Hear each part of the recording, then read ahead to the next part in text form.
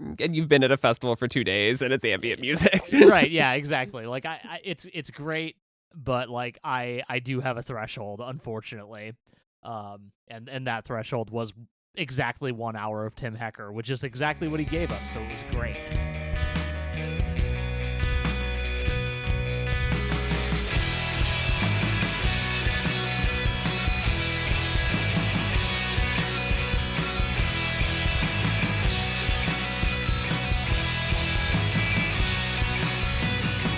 Welcome to Noise Floor, a podcast about music and our favorite artists' discographies. I'm Troy Sennett.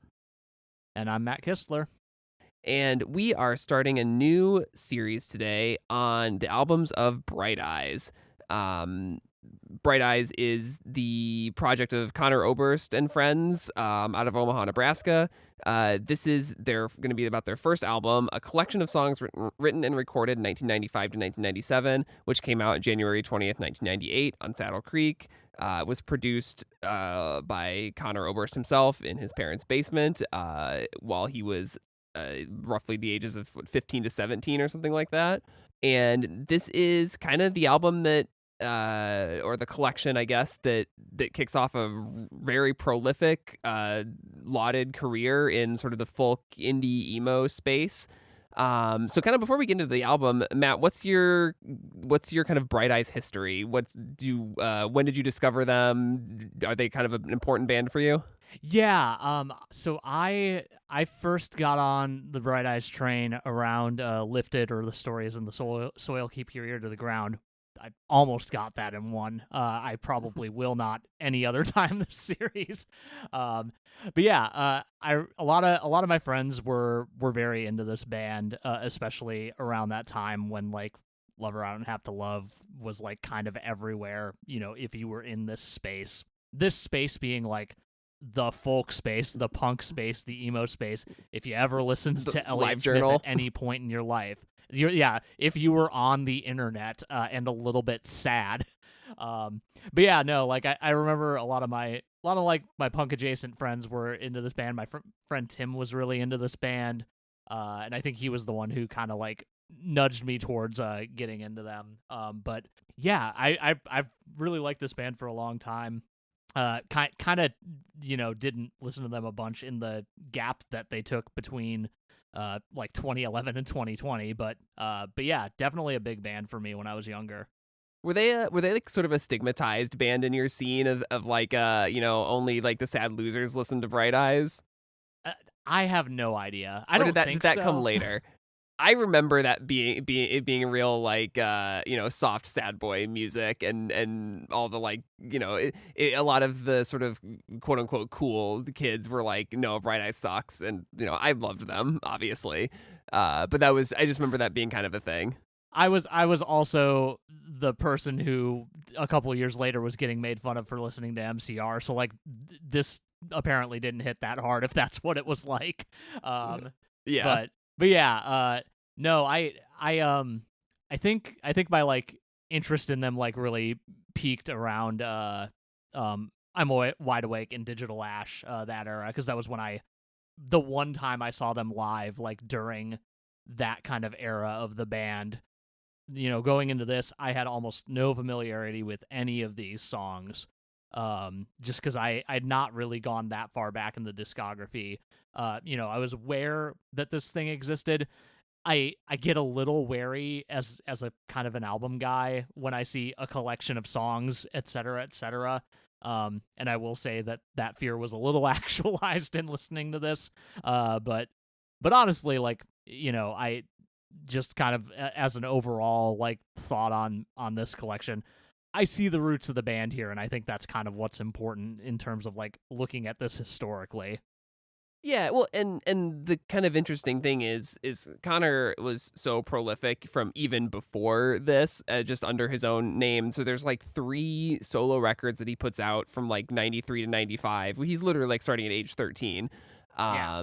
And that's if not for that, like for most bands, like an album like this collection of songs would be kind of, here's the juvenilia, here's the like the weird early stuff that's maybe not so good, but it's their curiosities. You can kind of see where they would go. But like with him, you can go even further back, and I think we were talking a little bit about this earlier. Like I put on this, so Water was his first record that came out in 1993, or his first tape, and then Here's the Special Treatment, and then Soundtrack to My Movie are these like. He's got this high squeaky voice, and he's doing like kind of a pretty like a passable Bob Dylan impression for a 13-year-old at times, and he's like, Yeah. The songs aren't all terrible, the recordings mostly are, but Oh, God, you can yeah. it's fun to just, and they're not the most engaging records. I kind of zoned out a little bit as I had him on, but it's really fun to sort of hear him becoming the songwriter that he would. Like Bright Eyes doesn't come out of nowhere. Like there's a lot like it's just and most great bands don't come out of nowhere like that. But it's also rare to be able to go out and find, and this stuff isn't like on streaming or anything. You got to go digging in the the depths of Soulseek, or I had to at least. I'm sure it's on YouTube too. But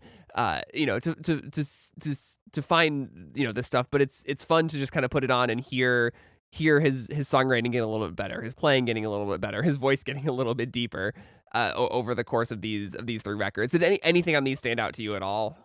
I mean, the squeaky voice of it all definitely did stick out to me quite a bit. I did find it interesting that I think this was a couple of songs, but he did end up revisiting a couple of like the very early things and the I guess later early things. Namely, I was like, oh, this song that starts off with 1, 2, 3, 4, I declare thumb war on you. Apparently was good enough to do twice, which I find very funny. For the most part, yeah, it kind of felt like a curiosity. But like, kind of like I alluded to with the album itself, like, and to the point that you made, like, you do really kind of like see the seeds of like what is going to come. Like a lot of the vocal inflection stuff, like in particular, some of the stuff that he is kind of borrowing from artists like Dylan, is like he's really going for it. He doesn't quite know how to do it 100% correct in most cases, but like you can hear this is the direction I want to go. And obviously as he matures as an artist, he gets better and better at that stuff. But I did also check out that Solid Jackson set that you put in the show notes. And I absolutely see how bands like that, and I assume other bands in the Omaha scene that were like kind of doing similar things, were a very like strong influence, especially on this early stuff, but honestly even on later Bright Eyes material. Just with the kind of like these like nutso guitar moments, and like bits where like it's clear that like you know what you want it to sound like, but you don't know how to make it sound that way, I feel like this is a thing that most young musicians run into. Right, or just the emotion is so strong that you don't really care what it sounds like. It's about getting the feeling across, which is kind of I mean, to me, that is the Saddle Creek sound. Yeah, and it's sort of the through line that connects all of these bands, whether that's Bright Eyes or Cursive, or you look. This is the first time I had heard Solid Jackson because they were mentioned in a Bright Eyes song. But it's clear that that's that too.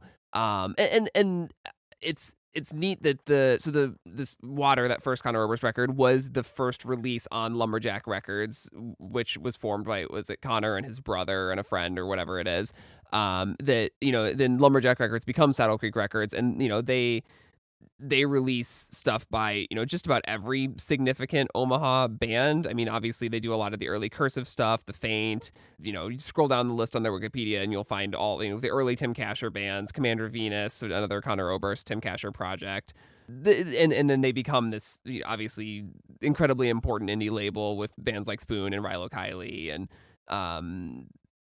but they're all sort of predominantly this curator and sort of amplifier of the Omaha scene, which is, when you look at Omaha as a fairly isolated midwestern smallish city, and growing up in a place similar to that, made a little bit smaller, but like the insularity and the creativity work really well together, because you end up with like a scene where the bands don't all sound like each other, but they all feel like each other in a way that is really special.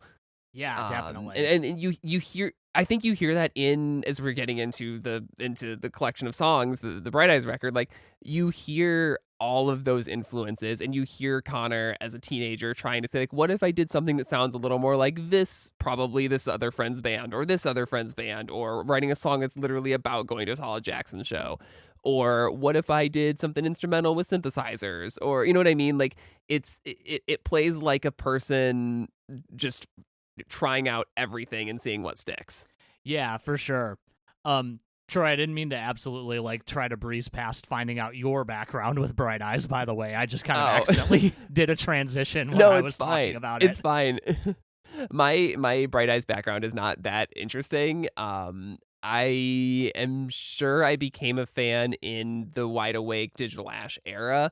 Although I don't really remember hearing either of those albums at that point. I'm sure I heard First Day of My Life or something like that. The first Bright Eyes song that I specifically remember having an impact on me was someone on the Absolute Punk. There was an Absolute Punk thread that was send each other a mixtape or whatever, or a playlist, I guess. And trade, basically a mixtape trading thread. Yeah. And the person who drew my name gave me a playlist that had oh my God, what is the name of the song? It's on Oh Holy Fools. It is called Going for the Gold, which is a beautiful, beautiful song. Not on, never ended up on a full length or anything. But that was I'm sat on the school bus with my headphones just playing that song on repeat song for me.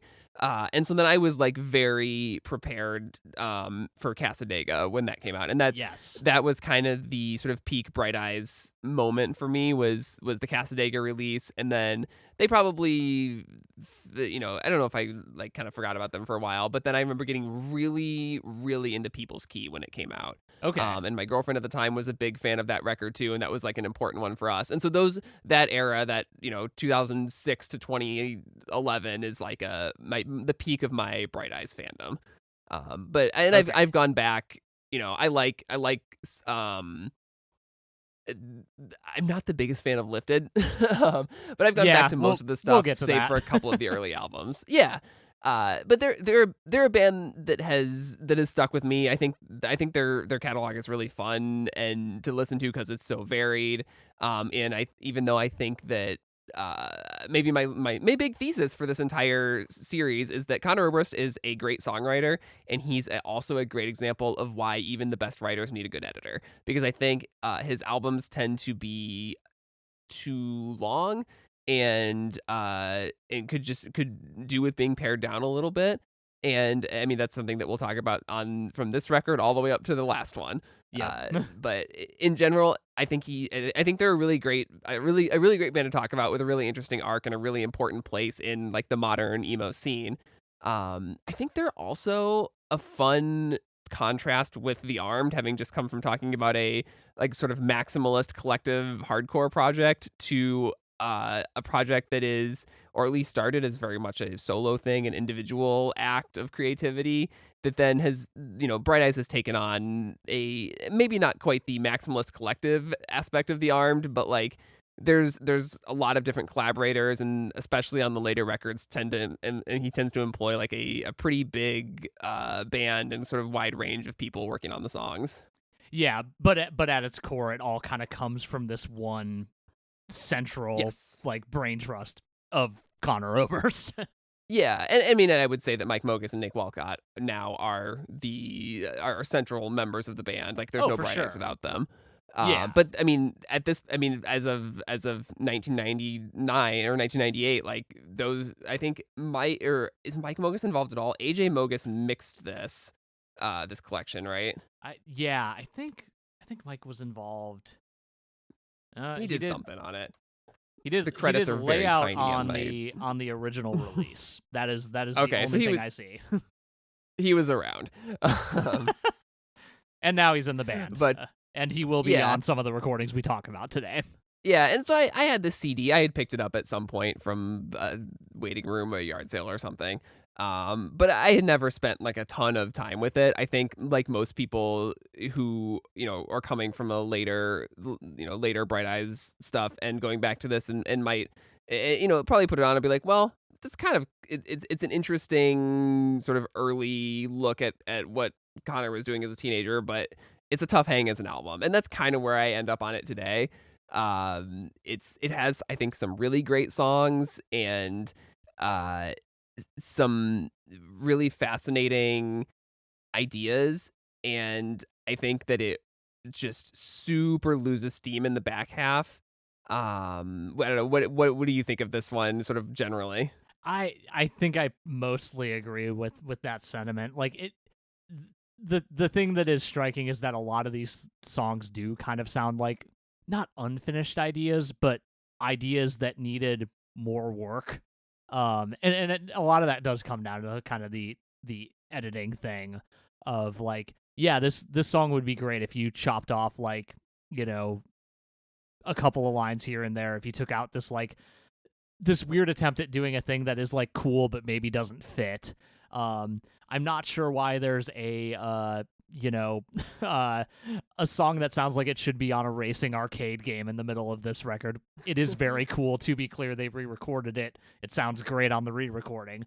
But yeah, like I think it feels like a mixtape in a lot of ways. Yep, exactly. I don't want to say a way similar to like his early solo stuff, because that stuff, I don't think I really said this earlier, but it's kind of a slog. Like all those songs feel way too long.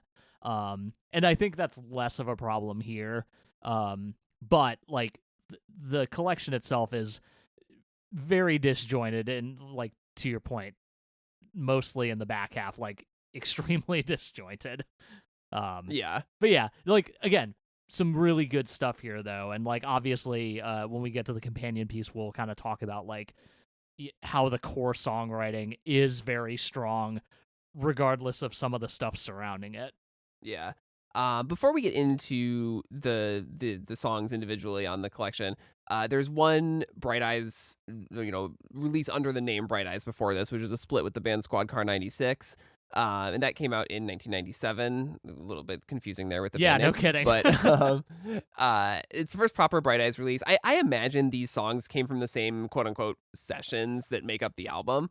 And you can tell that he's been building to what he's been building to with the solo stuff. But I don't know. Does it feel to you like there's a little bit of a shift in these two songs, Running Towards the New and Go Find Yourself a Dry Place, that like do you think it makes sense as a place to mark like, okay, this is where I'm putting a name to this as opposed to it just being a solo thing? I think I do a little bit. Like it feels like I hesitate to say there's more polish on these songs, but in a way it feels like there's a little more polish on these songs than the kind of earlier stuff. A little bit. There's some drums and a little bit. Yeah, there's some drums. And Tim Kasher plays drums on Racing Towards the New. It feels like, especially on the song Racing Towards the New, there is this kind of, I know that like there was a lot of this subject matter going on in the the solo material, the early solo material, but there's this. Obviously, Connor is still a teenager here, but there's this world weariness that you are supposed to only get when you hit like middle age. That Connor either has or thinks he has. I have a feeling that current Conor Oberst would be like, "Oh yeah, I had no idea at the time," but like. I remember what it was like to be a teenager. I felt horrible all the time. Like it's feeling like you're an old soul or whatever. Right. Yeah, exactly. And Connor's obviously a person who's like deeply interested in things like philosophy, and like when you're a teenager and you encounter philosophy, there's a line in Go Find Yourself a Dry Place that is depression's all I get from philosophy. And I'm like, yeah, dude, I can tell from all of your songs. Yeah, no, it's a great lyric. And it really makes plain kind of a lot of what's going on in his mind and like what has influenced that kind of line of thinking at, let's just call it, such a young age. Yeah, I don't know. I do feel like I do see kind of the dividing line here, though. Again, like polish is not the word, but it feels like we've kind of leveled up in a lot of ways. Yeah, I think that's true. So then let's get into the collection of songs, the songs. Yeah, let's do it. the the album starts off with The Invisible Gardener, which is an instrumental intro track, which is kind of like a blast of low synth and then a strummed acoustic guitar and this, like, I don't know, Casio something keyboard lead line that takes over, and it just kind of gets bigger and bigger until it fully washes over you. What do you think of this as sort of a stage setting instrumental? I kind of wonder why it's here a little bit. Again, like it feels like it is a bunch of ideas that are like cool things that Conor wanted to do on his album. And like I think in a sense that does kind of set the stage in a lot of ways. Cuz like yeah, we get the acoustic guitar, we get the like kind of Casio keyboard, we get like some like weird glitchy stuff that I assume is intentional. Because he is clearly very interested in doing that on later tracks too. And like kind of watching footage of, the Omaha bands from that era, they're like all clearly very interested in making weird noises, and frankly, I'm all for it. But yeah, I don't know, like I didn't have a lot beyond that. But I do think it does kind of set the stage in that like we are going to get we're going to cover a lot of ground here, I think. Yeah, I will say that I think instrumental or weird, expansive, largely skippable intro track is how you know it's a Bright Eyes album. Um, this is a thing that he will do many, many times throughout his career. True. That is very true. Yeah, of all the bands that I love, they must have the highest rate of I just skip to track 2 when I start the album of like any band. I do like that we just came off an album that ended with a largely skippable instrumental track too. Yeah, that is a better segue than I realized it would be. Yeah, I didn't think about it until just now. Yeah. But so then you get to Patient Hope and New Snow, which is this is identifiable as a Bright Eyes song. It's, an acoustic guitar driven. It's got some drums, although they seem to be only half-heartedly keeping time. But in the, the double tracked vocals, sort of Elliott Smith style, this is just like a song about love and heartbreak in a Midwest winter, which is, rich territory for Bright Eyes. Oh yeah, of course.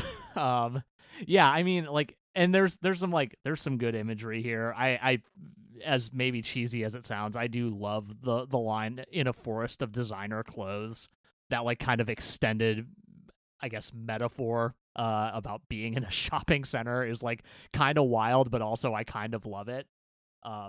This is also our first Bright Eyes mention on this album, which is great.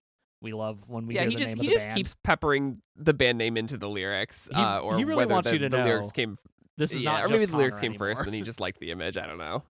In relation to like kind of the vocal stylings, the backing vocals on that second pre-chorus get kind of weird. Like there's that like kind of not great spoken word stuff going on. That again feels like a thing where I think Conor knew what he wanted to do and then like couldn't quite execute on it. You only got so many tracks on the 4-track. You do only have so many tracks on the 4-track. But like the vocals get real sloppy towards the end of this song. And like, again, I feel like that was intentional, but I feel like when that happens on later records in their career, the intentional nature of like the kind of various vocal affects that are being thrown on is like, it's much more clear like what they're going for, and like it ends up working out as a result. Yeah, it's endearing, but it is done better on other tracks for sure. And I want to be so clear. I was not making music nearly as good as this when I was this age. So like yeah. I can't harsh too much. Yeah, same. After that is Saturdays as Usual. Just another very hallmark of a Bright Eyes thing, with the way that the vocals are like aching but also blowing out the mic a little bit. Yeah. He was doing this a lot. I mean, it's a little more shaky sounding than like say a Mountain Goats cassette record from this era. But it just you can hear the sound, the defining sounds of Bright Eyes developing in this song. Yeah, for sure. And it feels like lyrically, the song starts off like interestingly like kind of strong in terms of like, Conor's ability to like kind of convey the message that he's trying to get across. But we hit that chorus with the like real like maybe over repeated so little to me's, and then we hit the verse about his brother, and then I'm just like, oh man, you like you were doing all right so far, but like we have hit a point where you're like, okay, and now I'm going to hit you over the head with the thing I'm trying to get at in this song, and I don't know that I love that. Yeah, it's pretty, like, I guess, conventional writing, but again, he's a teenager. Yeah, no, like again, can't harsh too much, but and just, it's a song about feeling disconnected from the way that like most people relate to the world or whatever it is, and like not wanting to work a job that you hate, and it's classic like angsty artsy kid stuff. And I find I could just kind of find it endearing. I think it's a fairly well performed version of a pretty straightforward idea. yeah, for sure. Like the agony in his voice at the end of this song is like palpable, and like not maybe almost comically so, but like I'm like, no, I buy that this is how he feels, and like this is how he wants to convey that feeling. So like it works in a lot of ways. Yeah, I mean, tens of thousands of people have done this in a way that is not notable at all, and like Exactly, yeah. he manages to sell it. Yeah. Yeah. After that is Falling Out of Love at This Volume, which I think is generally regarded as one of the best songs on this album.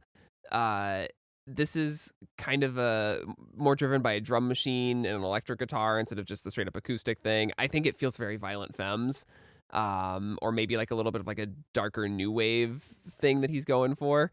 I don't know, this one pops in a way that even the first couple songs don't, I think. Yeah, I think the Violent Femmes comparison is very very valid here, because like it is very much a 4-chord punk song, and I think that kind of lets the songwriting shine through, because like there's some cool lyric writing tricks here, like the way that the choruses kind of reflect one another is really, I think, great on this song. I like the little like lead guitar parts that just kind of like get to pop off over this like really simple chord progression. Like yeah, I think this is just kind of a neat song, and like obviously they re-recorded it later on, and also played it in 2022 when we saw them, which we did not realize at the time. But like yeah, I honestly think this is just a sick song. Yeah, and it's in and out in 2 minutes. It's like kind of the jam of the album, I think.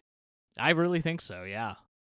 Then we've got Exaltation on a Cool Kitchen Floor, this is the point where I was like, oh, there's just a different tape hiss in every song on this album. Right. And I don't know. I guess these were probably sort of assembled in a way that like, oh, let's put the best songs at the top or whatever, try to get some sequencing that makes sense.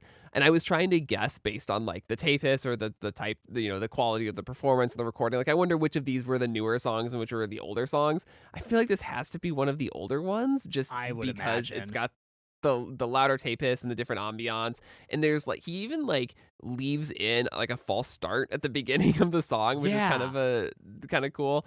But this is just really like a little portrait of a moment. I think it'd be easy to say that the song feels unfinished. I don't know that I would go that far, but it is just here's like a little slice of life as opposed to a fully realized story. Yeah, it's definitely a vignette, and it closes like really nicely. Like I don't feel like more elaboration is needed here. But I agree. But yeah, to your point, my last note on this song is the mix is garbage. But you know what? Like I again, tape recording difficult, especially when you're a literal teenager. Yep.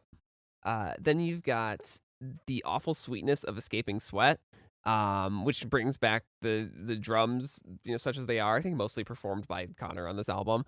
This song sounds kind of like a proto-Digital Ash almost, just in its sort of darkness and like plotting stomp that it has. And is a song sort of about, I guess, just being a teenager, sneaking out to hang out with someone, and all that entails in a night out together. Yeah, this song is definitely at least partially about drinking when you're a young person and don't know how to pace yourself at all.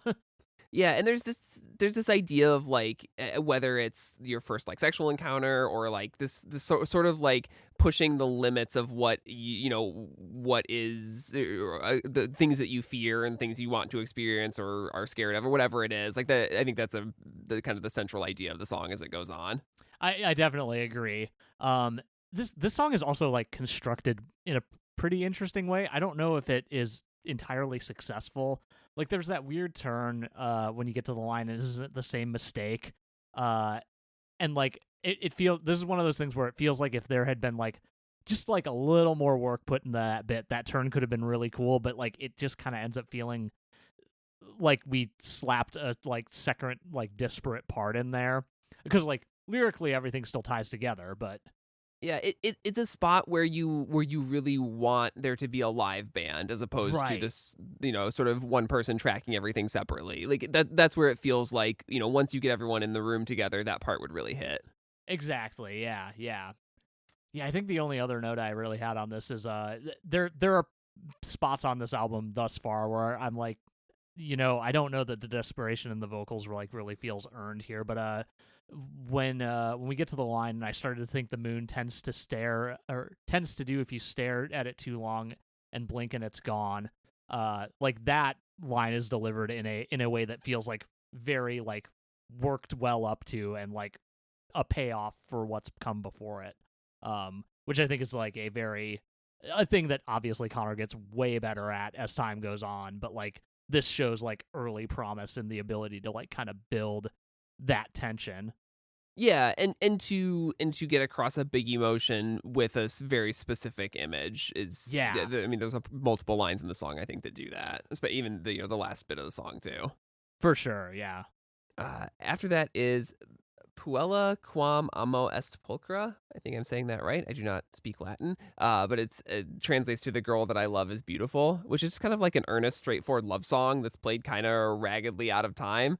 Yeah. What do you think of this one?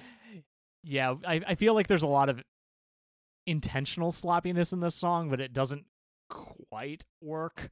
Um, the thing I found interesting is that like in the verses of this song, it feels like there's this like kind of dark musical undertone that just does not happen in the rest of the song, and I was kind of wondering what that was about, especially given the subject matter of the song such that it is. But yeah, I don't know. I think it's mostly pretty decent. I don't know. Yeah, this is one where I'm just like, this is fine. I don't know if I was trying to cut this down to like a normal length album. I think this is one I would probably lose. But it's, I guess the thing that is interesting about it is like, I think he has this reputation of being like sad boy all the time, and this album has actually quite a few kind of happier moments or love songs that,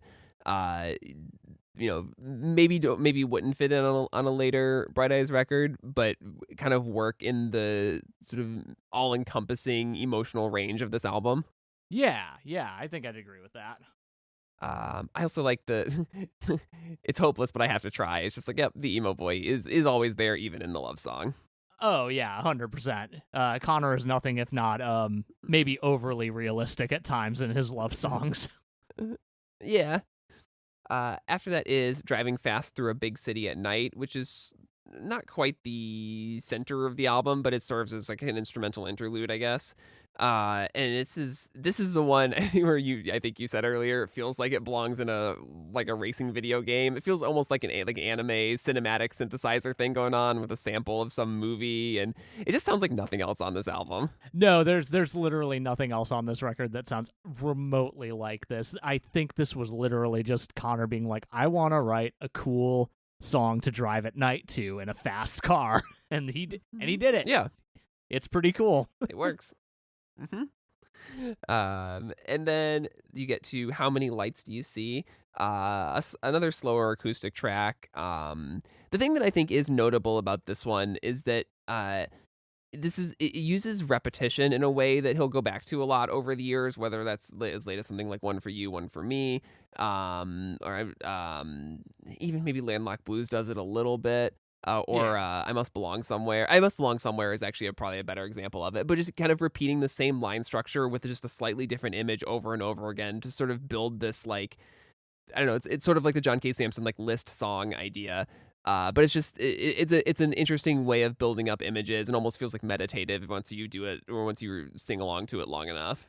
Yeah, I do like the kind of tradition of the list song, as it were. I I kind of got to the end of this and I was like, I can't tell if this is like diving too far into its metaphors or not far enough. I think that's like my only like real gripe about it.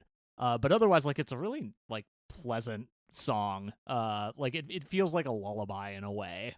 Yeah, that's a good way to put it. I'm trying to think if I have anything else. Don't think I really have anything else about this song. I like it though. Yeah, I one line that or one set of lines that really stuck out to me was there's one that I just can't forget and there's one that I remember too, which is like such an odd coupling, but I really like that pairing there. Yeah, it does kind of make you focus on the idea that like there's stuff you want to remember and stuff that you remember, whether you want to or not. Yeah, exactly. After that is I Watched You Taking Off, which is this one is another kind of like sort of soundscape that I guess is Todd Fink from The Faint gets credit for sounds on this, which are like screams and chains and cannon fire and stuff that's going on in the sort of beat as it is for this song. It's kind of an interesting, more lively tune than a lot of the rest of this album. I think it mostly works. I think this is actually kind of a high point of the album, especially the way that he sings this is the sound of the hopeless kids as they scream from the or the basements of the houses of their parents. Like stuff like that, he's able to sell really well. Yeah, I definitely agree. My first note on this song was Jimmy Eat World ass intro, which I stand by. Yeah, I definitely think this is a highlight of the album. I mean, what was I have somehow already forgot about the name of the emo band he was in with Tim Kasher and them. Commander Venus. Commander Venus, yeah. I listened to a smattering of Commander Venus because I had somehow never done that before. And like this reminds me a little bit of that band with, a little more experimentation and a little less polish, I think. I wrote that I would love to hear an updated version of this song, honestly. Yeah, I am curious how he sort of picked what songs to do for the companion version of this. But this is one I would have pitched certainly. Yeah, for sure. But obviously, I'm a mark for anything that has weird noise parts going on in the background, as you already mentioned. So, like, clearly, very much for me. Yeah, I think my favorite moment on this song is there's a bit is it the second verse? It's kind of like through composed, so it's not really verses and choruses. Right. But where he goes, what is the line? And realization finds you in a drunken airport. Some planes depart and others never arrived. How he just kind of slips into a spoken word for a second and just ignores the melody completely. It's just a very effective moment on a song. It really catches your ear. Yeah, and again, like I think that's a thing that he kind of tries to do elsewhere on this collection, and like it doesn't quite work. But yeah, that one sticks. Yeah. Next up is A Celebration Upon Completion. This, as I was sort of trying to guess which songs come earlier, which ones are later, I feel like this one is probably one of the later ones. This one feels very well developed and, it sounds better, is performed more cleanly than a lot of this record. And this one seems like mostly an ode to his grandparents and the joy and warmth and love that they show to each other and the people in their lives despite adversity. And I was at my grandpa's 94th birthday celebration on Saturday and was thinking a lot about this song. And that might contribute to why I also think it's one of the best ones on the album. Yeah, no, this song is genuinely pretty great. Yeah, this song feels like a it simultaneously feels like it is admiration and lamentation. Like there is a quality of like yeah, like you said, kind of admiring the joy that the grandparents bring despite adversity and whatnot, and also a lamentation of like why can't I be like that? Like, why can't my brain work that way? Why can't I force myself to bring this kind of light into the world when I am down for reasons that teenagers are down, or worse? Yeah. like, and it gets that emotion across really well, I think. Yeah, and I think but it even gets into this, like, he sees them as he can look to them and trust that even if he is, even if he doesn't feel like he can get there, but that, this we cry and we dance and stumble into love with awkward perfect grace. Like, sometimes it just happens, even if it isn't how you expect it to work out, it will work out. And that sentiment is, one, a little more optimistic than most of his work, but I also just really like it. Yeah, definitely. I think that does make it a standout in that particular way too. Yeah. Yeah. I guess time has a way of making everything all right. It's just there's not enough of it. That's a good lyric. I don't think this is. I haven't looked at like the actual lyric booklet for this, but I've on Genius at least. The 2-word phrase "it's just" has a comma after it, which, like, I was like, that's overly clever if that's actually intentional. But Let's see. Jesus, the lyrics booklet is like one long unbroken paragraph. No. And not all the songs don't even have lyrics. Let's see. This is not exciting podcasting. No, there is not a comma there, and there's not a comma there in the official lyrics. But I also don't know that I trust. I think that comma is just more there as to because of the way he sings it. He like takes a breath there. Yeah, and that's not present on the re-recording, which we'll talk about in a bit here. But I did find that I was like, I thought about that for a little too long, because I was like, oh man, yeah, you're right. Time is just in a way, but also there's not enough of it. Yeah. Anyway, it's fine. Good song. Good song. It is a good song. It is. I mean, it is almost the last good song on the album. I think this is, after this point is where I'm just like, oh, this is, now I see this. This is really a collection. Things start going off in all kinds of directions, starting with Emily Sing Something Sweet, which is kind of it goes back to this big blown out tape sounding recording with the drums and bass are actually in here. And the song is sort of constructed as these 3 like short 2-line stanzas sung a cappella between this noisy 6/8 riff. And it is an interesting, I guess, in that idea, and that it's just different than anything else in the album, but it's also the point where I think the album starts to lose me. Yeah, I think I agree with that. Like, the construction as a concept is interesting, and like the acapella vocal bits do kind of make the instrumentals hit harder. It would be more helpful if the instrumentals were good, which they really kind of aren't, mostly due to the drums being bad. I did note, I bet this went off super hard live. I'll probably never know, because I doubt this is something they're gonna roll out ever again. But I bet back in like 1998, if Bright Eyes played this live, things probably went a little nutty during those instrumental parts.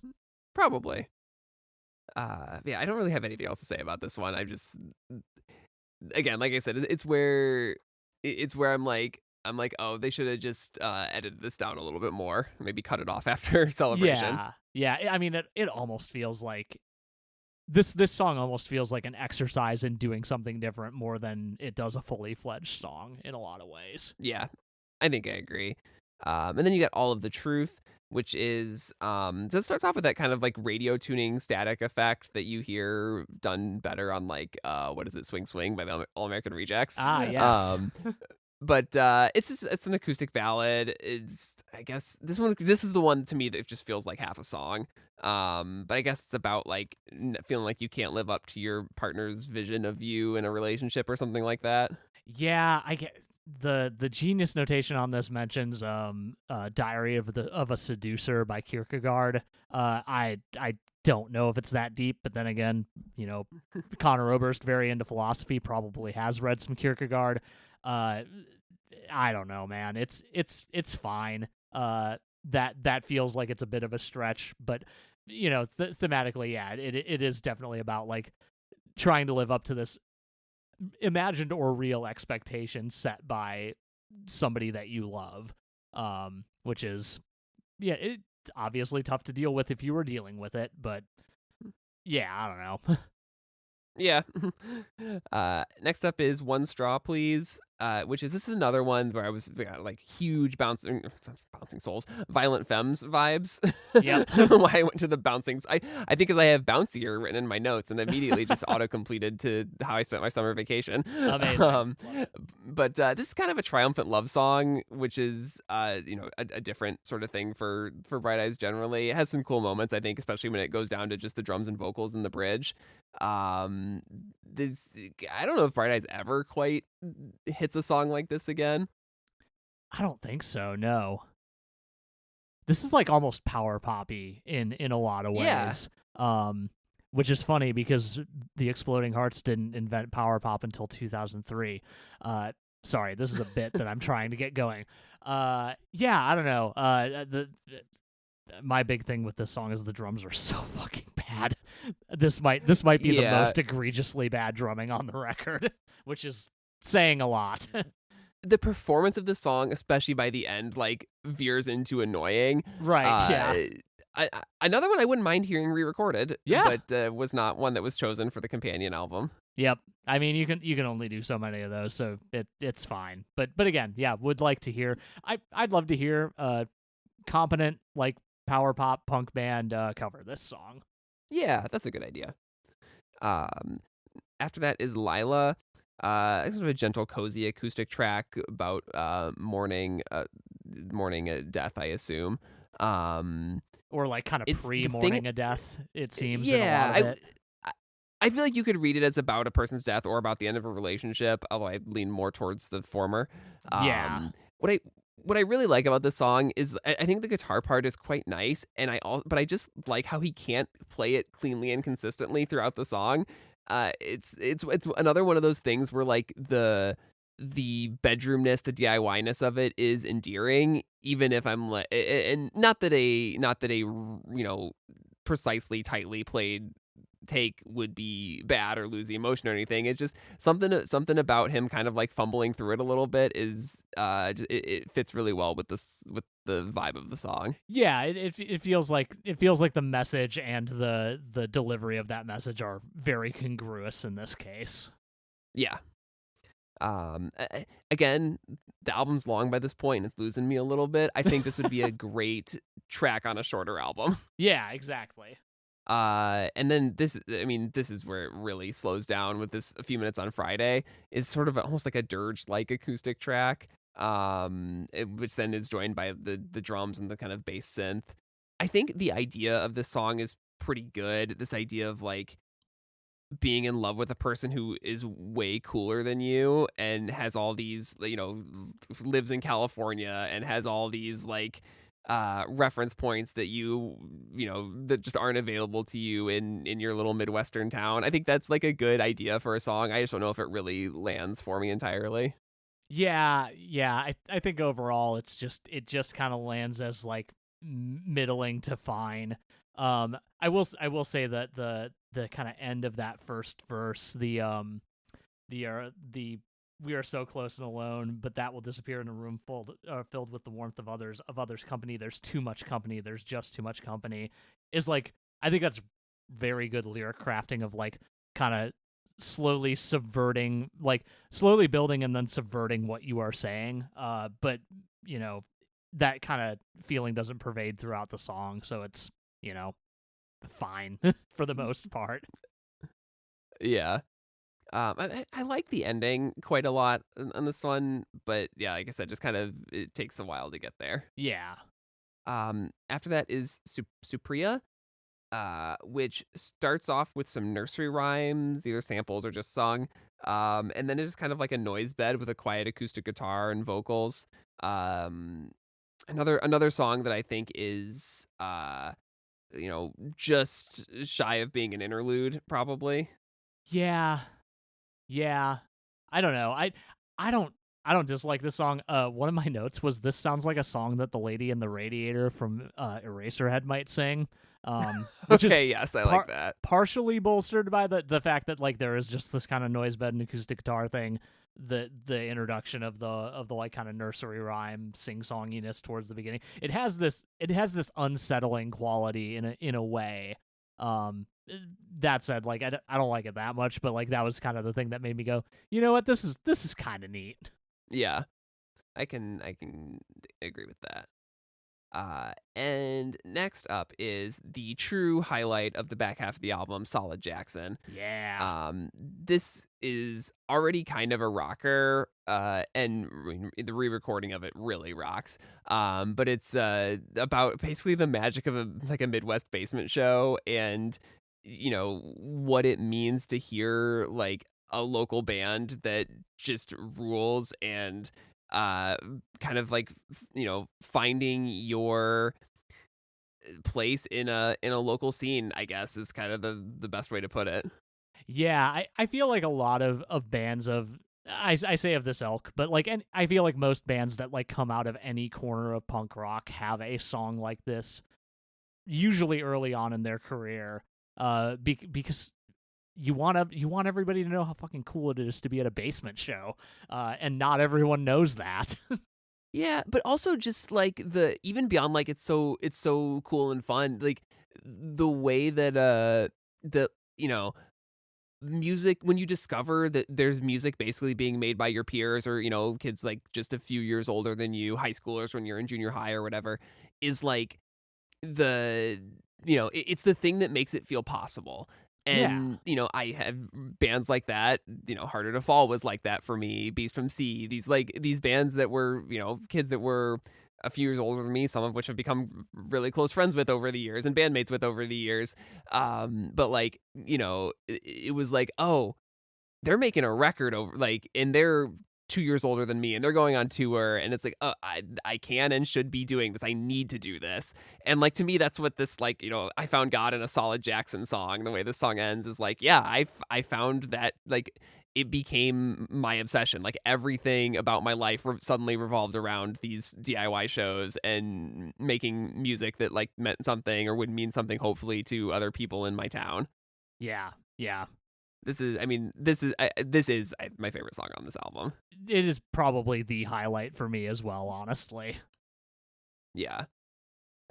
We'll talk about it a little bit more on the re-recording too. Yeah, But yeah. after that is February 15th. This one features Neely Jenkins of Tilly and the Wall, yet another Omaha Saddle Creek family band, and also one of the better sounding songs on this album, I think, as far as just in performance and recording quality.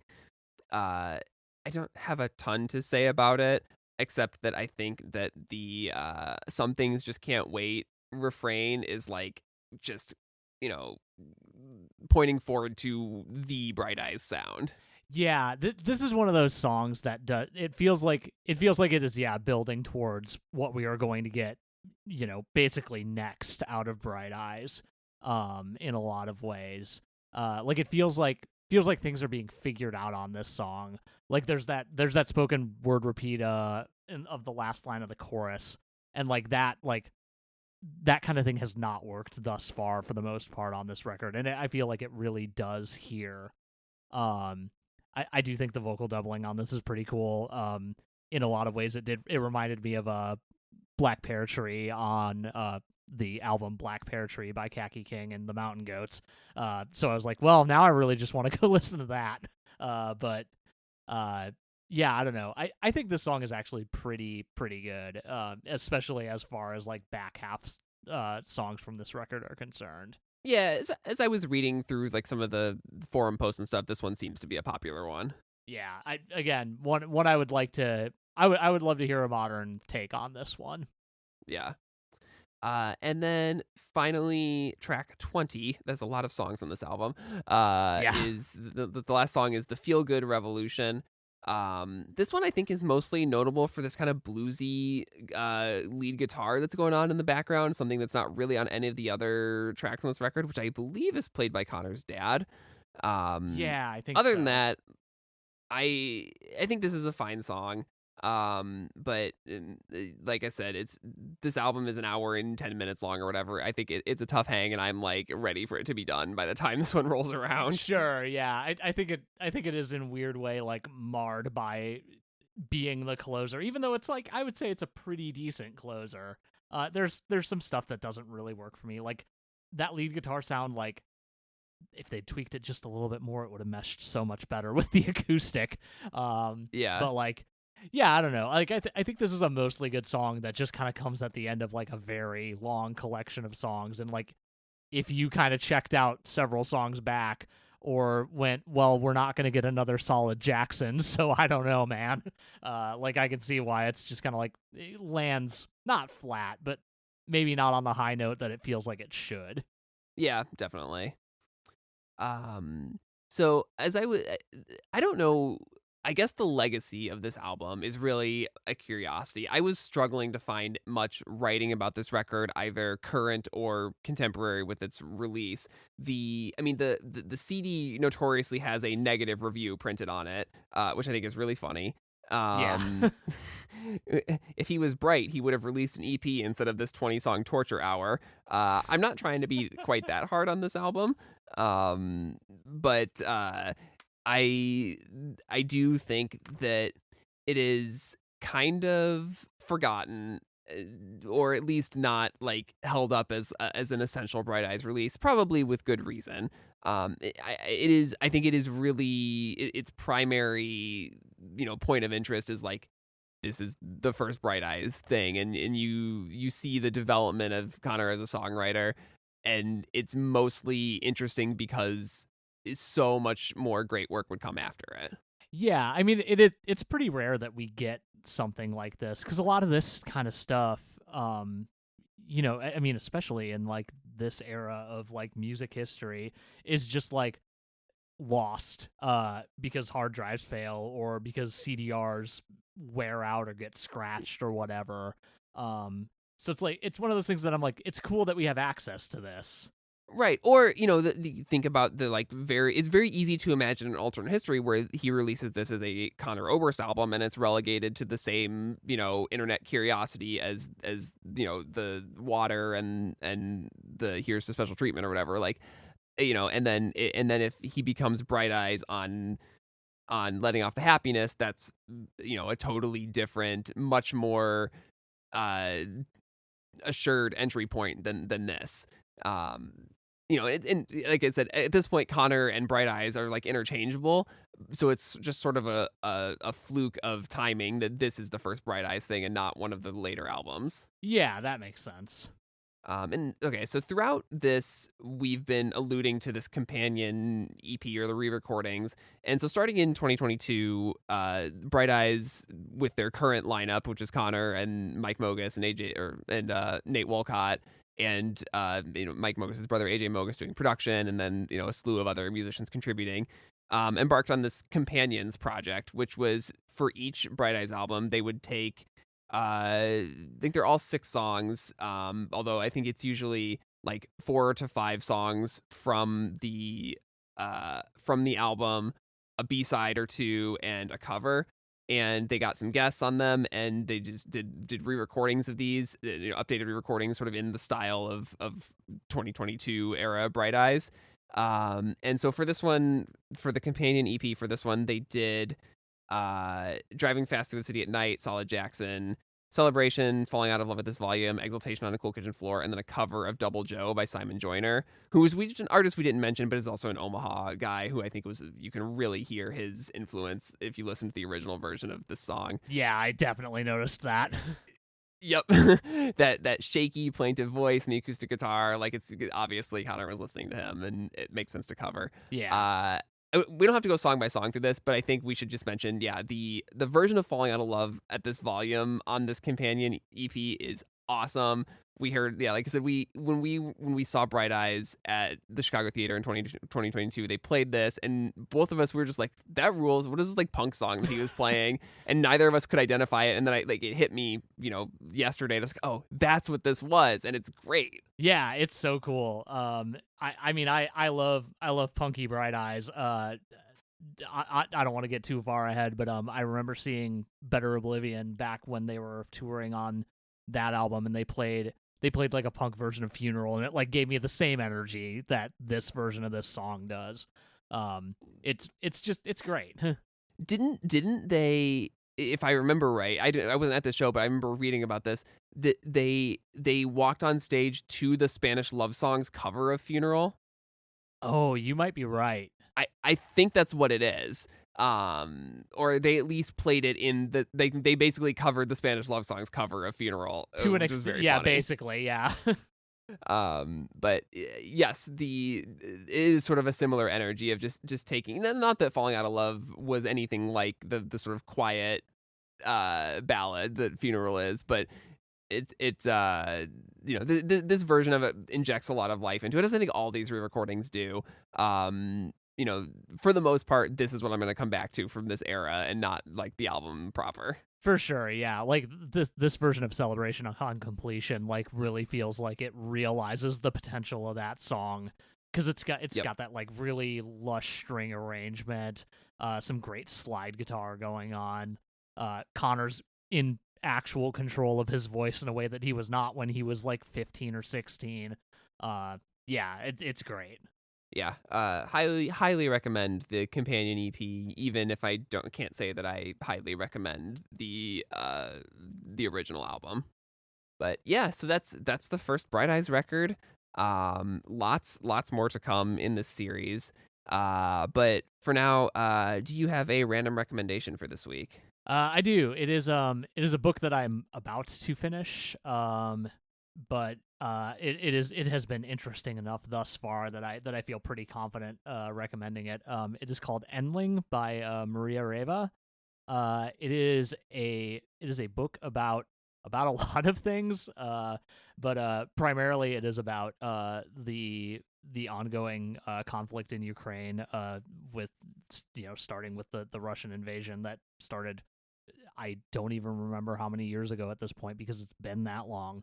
But it's told through the lens of these women who are part of the like kind of international marriage industry, but one of them is actually a conservationist who specifically like works with snails, and is trying to like save a bunch of snail species. And the book goes a bunch of wild places. It's also like kind of interestingly experimental in certain spots in its construction. I'm listening to the audiobook, and the author at the beginning says there's going to be a point in this book where it sounds like it's ending. I promise you, you're not even halfway done. And it most assuredly does do that. It does some like interesting perspective shift stuff and fourth wall breaking stuff, and deals with a lot of I don't think this is too spoilery to like kind of talk about, because the author is Canadian Ukrainian, has lived in Canada for quite a while, but it deals a lot with the specific feeling of your home country being under attack while you are comfortably elsewhere, and I think it does that in a bunch of very impactful and interesting ways. But the plot is maybe too bonkers to actually try to describe, because I just failed to do it. But I'd highly recommend checking out Endling by Maria Reva if you get a chance. Okay, that sounds really good. Yeah, it's one of those books where like it's constructed in a vaguely experimental way, but like the plot is actually like also still good, which is maybe kind of rare. But that can be a hard balance to strike for sure. Oh yeah, definitely. But yeah, what do you got? Let's see. I think I'm going to recommend. I haven't done a book recommendation in a while, but I'm going to wait to recommend the book that I'm reading right now for reasons. Fair. Mostly that it's not. I'm reading an arc and it's not out yet. There you go. But I am going to recommend the new Algernon Cadwallader album, "Trying Not to Have a Thought." This is their first record in well over a decade. I think they basically broke up. We saw them on the reunion tour. Was it last year? 2 years ago now? 2 years ago, yeah, I think. I think it was 2 years ago. But this album, it feels like they have not missed a beat. This is, if you like your sort of screamy, twinkly emo, just put you right into a basement in Philadelphia in 2009. If that's how you like your emo, then this has it in spades. I think this album is just really fun, really sort of bracing political lyrics at times. But it's just feels like they are firing on all cylinders again. Almost makes up for the fact that we haven't had a hop along record in a long time. Yeah, I still need to listen to this one, and I'm hoping that it will kind of fill the hop along shaped hole in my heart. I mean, it might not, but It is. probably I won't. mean, Joe's guitar playing is great no matter what band it's in. Yeah, no, I'm very excited to hear this one. I love this band, and I just had other stuff going on this weekend and hadn't had a chance to check it out. Yeah, no, it's a good one. Nice. All right. We will be back continuing our Bright Eyes series next week with Letting Off the Happiness. In the meantime, find us on the internet at noisefloorpodcast.com or noisefloorpod on Instagram. Send us emails at noisefloorpodcast@gmail.com. And we will see you next week. See you next week.